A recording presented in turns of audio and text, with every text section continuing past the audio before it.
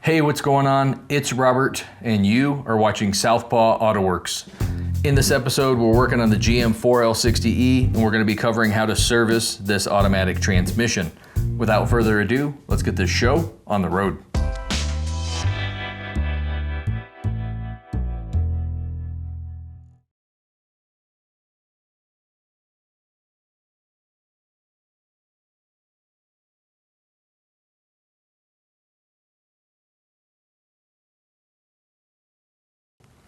So our trans here is obviously not in a vehicle, it's on the bench, and it's a lot easier to do this job with the trans on the bench.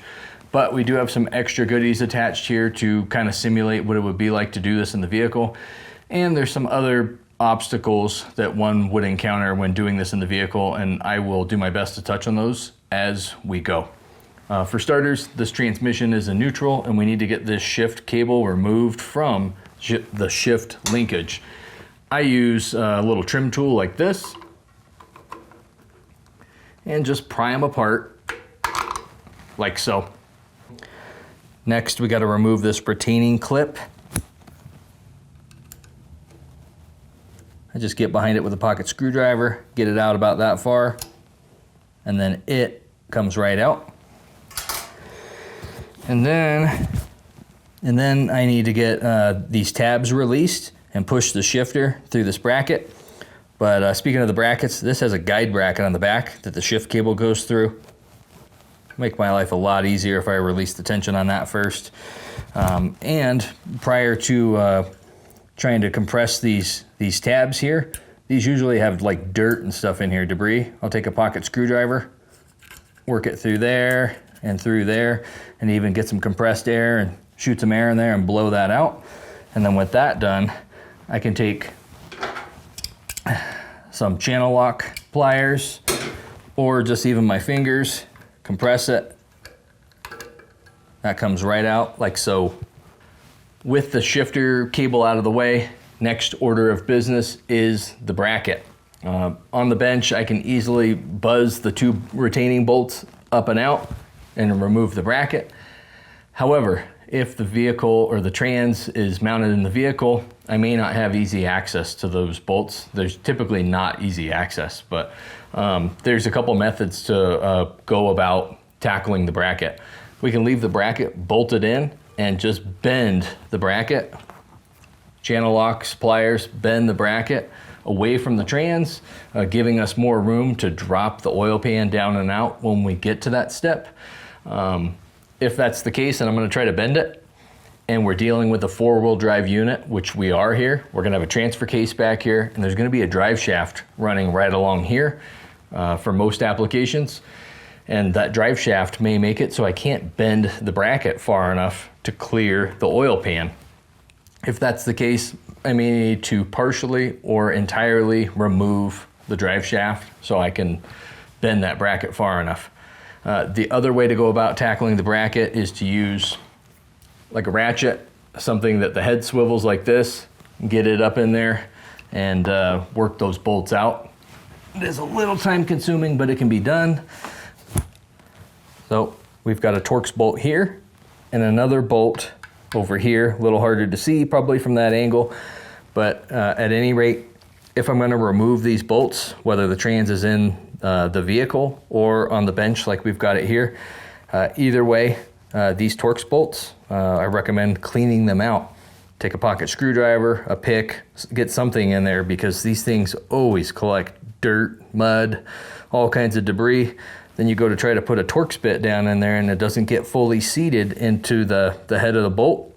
And then we wind up stripping out that bolt and now we've got other problems to deal with. So little tip there, take the extra time to clean that out and minimize the chance of having to deal with a stripped out bolt. Like I said, we're on the bench. We're gonna do it the easy way.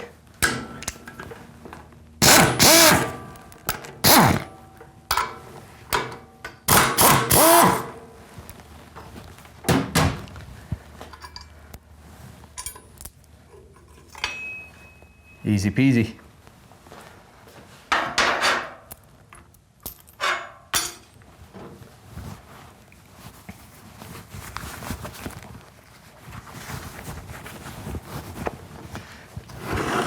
Get this thing flipped over.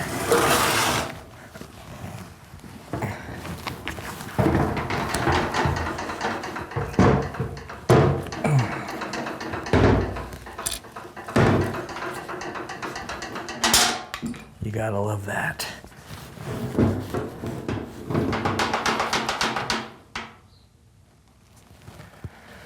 Now, I forgot to previously mention, this pan does not have a drain plug in it, this particular one. Some of these GM ones do have a drain plug, and if that was the case, of course, we'd start by draining right from the get-go to just get that process started. Once again, no drain plug here, so we're just gonna have to remove so many of the pan bolts, crack the pan loose, and drain it that way. Speaking of dropping the pan, here on the bench, I've got all the room in the world. I can get an impact gun in here and just go around real quick and remove the pan, no big deal. If it's in the vehicle though, chances are there's gonna be what's called a Y pipe, an exhaust. You've got, you know, from each bank of the engine coming back, they'll come together or cross right here. That's what this relief in the pan, I believe, is for, is just to provide some clearance for the exhaust. Runs across here and then back. Point is, in the vehicle, if there's not enough room, I may need to remove, not completely remove, but partially remove some of the exhaust. There's 3 bolts at the exhaust manifold flange, remove those, as well as the O2 sensors. If there's not enough cable there to get that exhaust to swing down, I know I'm going up, but to swing away from the trans. And there's also some exhaust hangers at the rear of the vehicle that can be removed just to get that exhaust to come down and move some more, just to create some more flex. In addition to the exhaust being in the way, you're gonna have a cross member running right across here that's gonna partially block some of these pan bolts here, so we can't get our socket, our impact gun on there directly. So in that case, I'll use a 1/4 inch drive swivel 13 millimeter socket. I can get that in here, well, in theory, get that in here at an angle and get those pan bolts busted loose.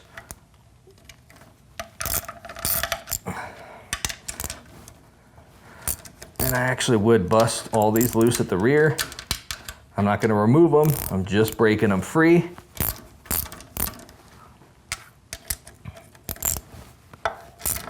Just breaking those free for starters. Now with all the rearmost pan bolts broken loose, they're backed out, or they're not backed out, they're just broken loose. I haven't backed them out hardly at all. And if they do back out, I run them right back down. So the bolt heads or the washers are touching the pan rail, but they're broken loose. Now I'm gonna break these front ones loose. Now, of course, I can get an impact in here. There's not gonna be hardly anything in the way on this.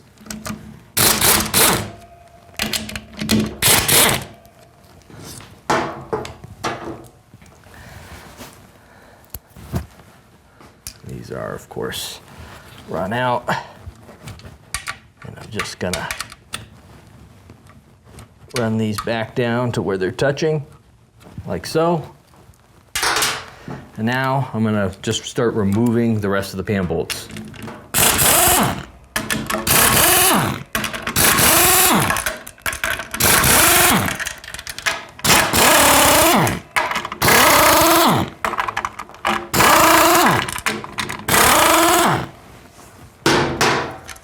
Get all these things out of the way real quick. I'm also gonna take these corner ones out back here.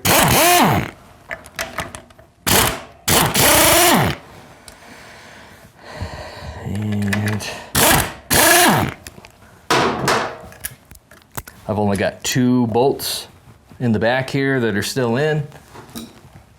Everything's been, so I got a total of 5 bolts. Let me get rid of these 2. These don't really matter, but I got 4 bolts in there. They're all broken loose. I got no drain plug on here, and I need to get the oil out of this, and I don't want to make a huge mess, if I could speak. So with the bolts the way they are, take a dead blow hammer, start smacking that thing. And if we haven't cracked the gasket loose right there, if we do, we're going to start spilling oil, of course. But if we're not there yet, get this flipped around. Should probably switch back to a regular socket, huh? This thing's messing with me. I'll break these loose a little more or back them out a little more. Hit it again. It won't take much for oil to start spilling out of this part of the pan. Then it's a matter of keeping a hand on the pan, removing those bolts. Sorry about the noise. Removing those bolts. And then I start working these rear pan bolts out. And at this point, like I said, the pan is loose. I don't want to get to the point where I've got like no pan bolts in this and I'm still trying to break the gasket and the pan loose from the rest of the transmission, or else it's going to could wind up in a big, I'd be taking a bath in hot ATF, and we don't want that. So at this point, I start breaking these bolts loose further, backing them out further. And as I do that, that enables this pan to drop down further and further, which spills more and more oil into our container, and life is good. Hey guys, quick interruption to the show to talk about this drain pan. That's like your standard drain pan you could use to service your engine. And this, of course, just for reference sizing here, is our 4L60E drain pan, or oil pan, excuse me. Point is, this guy is not big enough to catch all of the dripping oil that's going to be coming off of the automatic transmission during a transmission service. I've got a larger drain pan here, and even it, while it's closer, it's still no cigar. But I really like these drain funnels. In my mind, this is an absolute must when servicing a transmission, because it affords all of this extra real estate around your oil pan and the dripping automatic transmission. And this thing can be upgraded for a nominal fee to really make it sweet. Point is, if you're interested in purchasing this drain funnel or that upgrade I'm alluding to, you can take a look at those products by looking for product links in the video description down below. All right, guys, back to the show. You know, it'd be nice if I had an impact gun. Get these out.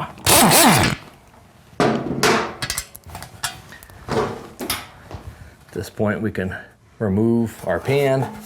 The gasket will possibly, if we're lucky, I guess, it won't be stuck to anything, but chances are it's gonna be stuck to our pan. One other thing before I forget,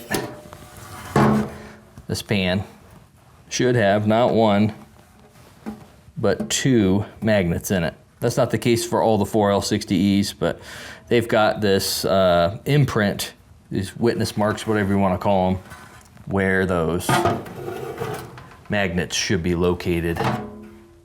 I'm going to flip the strands around to make it easier for this next step, where we remove the filter. The filter, when you do go to pull the filter, it's going to have some oil that comes out of not only the suction side of the filter, but there's going to be oil that spills out of the pump where the filter gets inserted into. Just a heads up.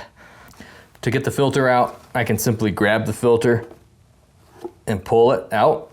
However, I don't typically do it that way because I run the risk of getting splashed with hot oil. I'll use a screwdriver. I may start pulling the filter a little bit so I can make some room to get a flathead screwdriver under here.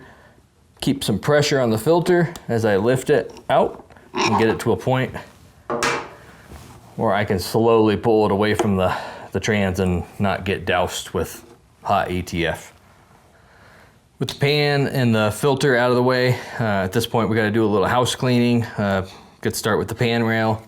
You can use a scraper like this something like this.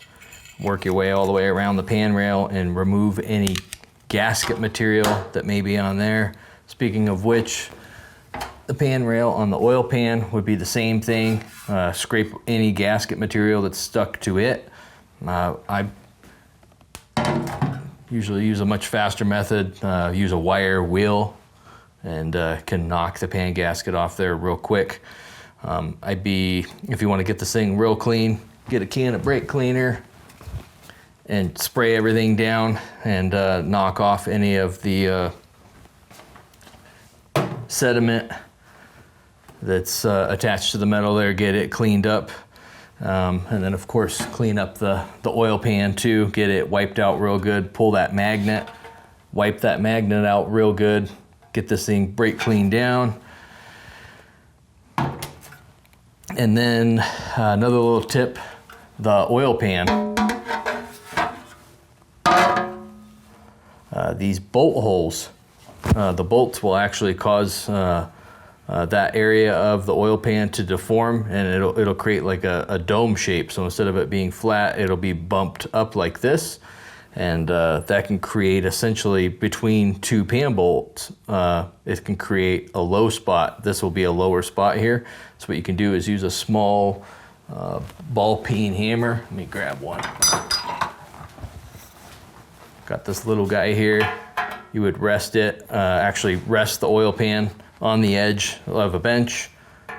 Rest your small ball peen hammer on there, and then whack the top of that ball peen hammer with a larger ball peen hammer, and basically flatten out that hole there, and that'll help to prevent breaking the brand new gasket when you go to torque it down, and prevent any leaks between any of these bolt holes, these what would be otherwise low spots.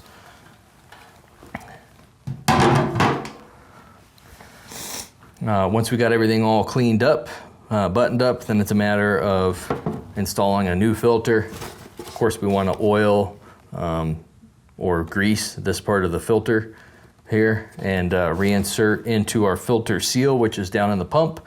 I'm not going to cover how to replace that filter seal in this video. I'll do that in another video. But one of the ways, or the method I use to see if the filter seal even needs to be replaced, is I'll install the filter. And if the filter's trying to fall out, you know, this of course isn't going to fall out this way, but with the trans bolted in the vehicle, if the filter's falling out after I install it, then that's kind of a telltale sign to me, or for me, to replace the filter seal. Anywho, new filter, put on a new gasket. Another tip on that is I'll use spray adhesive. Spray one side of the gasket, the side of the gasket that would actually mate against this pan, and I'll essentially be gluing the gasket to the oil pan. That'll help keep the gasket in place during assembly. It's just kind of a nice little thing to make life easier. Speaking of gaskets, we've got the cork gasket here, and just so you know, you don't want to reuse gaskets. Once they've been torqued, they're a one-time use, so I wouldn't be reusing that cork gasket. Let me squeeze by you. A lot of filter kits that can be purchased online will come with a little rubber gasket, a little flimsy guy, but my favorite, at least for the 4L60E, is this fiber gasket. Other transmissions, they come with an option of a bonded, reusable rubber gasket. Those are really nice, but to the best of my knowledge, that's not an option for this transmission. So, with the pan rail cleaned up, our filter installed, we're gonna put our pan gasket and our pan back on, but first I'm gonna move this thing to an angle that I like a little better. Get this guy installed here. Should have two magnets in there. I've only got the one, but you get the idea. Get that installed, and then it's a matter of installing all of our pan bolts. A couple started.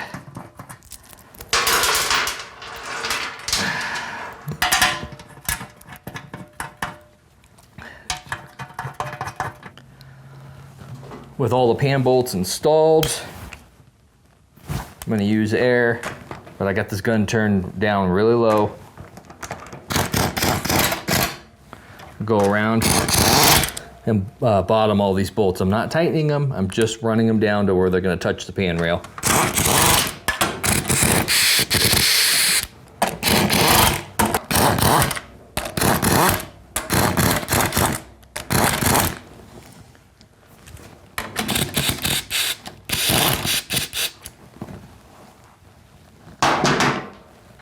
Now with all the pan bolts bottomed, now we're ready to torque each of these bolts down. I've seen a lot of different torque specs online. I torque them on the lower side of things, the lower range. I'm gonna set each of these to 70 inch-pounds. Well, maybe. There we go.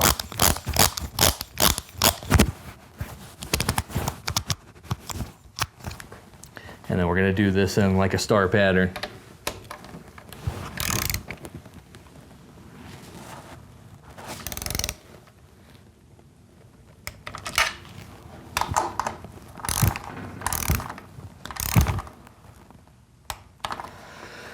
And if you don't know, with the torque wrench, you don't want to do this in a hurry.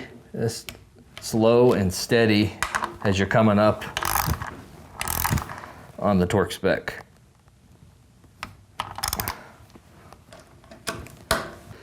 Once I've done kind of the star pattern on here, then I'm going to make one last pass. I'm going to go all the way around and just make sure that I didn't miss any bolts, because I'm known to do that.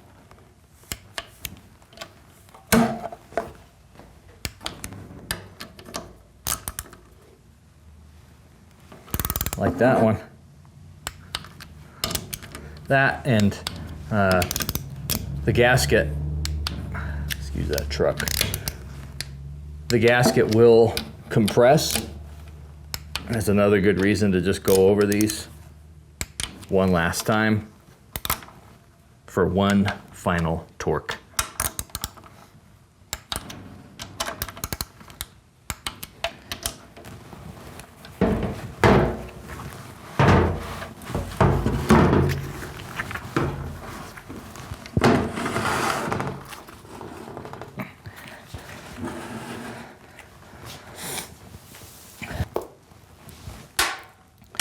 All right, now we gotta reinstall our shift cable grommet bracket. Get our T40 Torx bolts reinstalled. And these get torqued down to right around 15 foot-pounds, but for today, we're using air.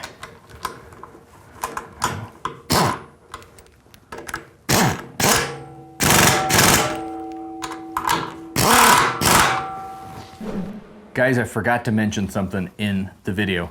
I just got done bolting this shifter cable bracket back onto the transmission case.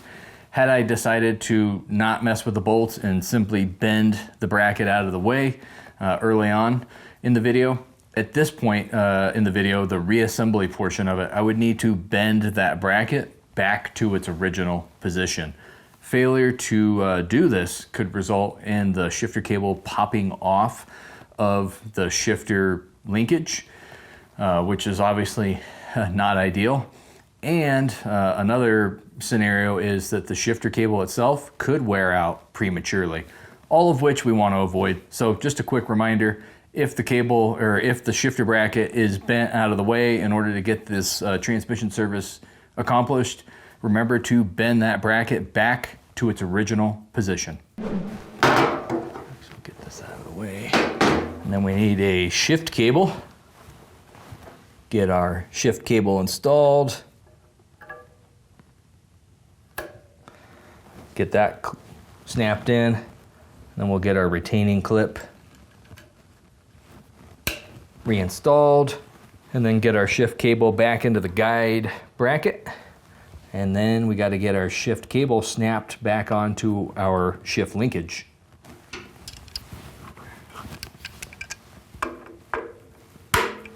At this point in time, we've gotten all this stuff buttoned up. If the trans was in the vehicle, we'd still need to deal with the exhaust, with the drive shaft, and what have you. But as far as the bench goes, we're good. That's gonna wrap it up for this video on how to service the GM4L60E. If you're interested in learning how to replace the filter seal in the pump, or how to fill and check the fluid level in this transmission, either way, we got you covered. You can find shortcuts to those videos in the video description, and there should be some pop-ups at the end of this video. Looking for 4L60E parts, tools, and or supplies, check out the resources section in the video description down below. If you haven't done so already, be sure to subscribe and hit that notification bell too, so you don't miss out on any upcoming videos. As always, thanks for being here. Appreciate your viewership, and we'll catch you in a video real soon.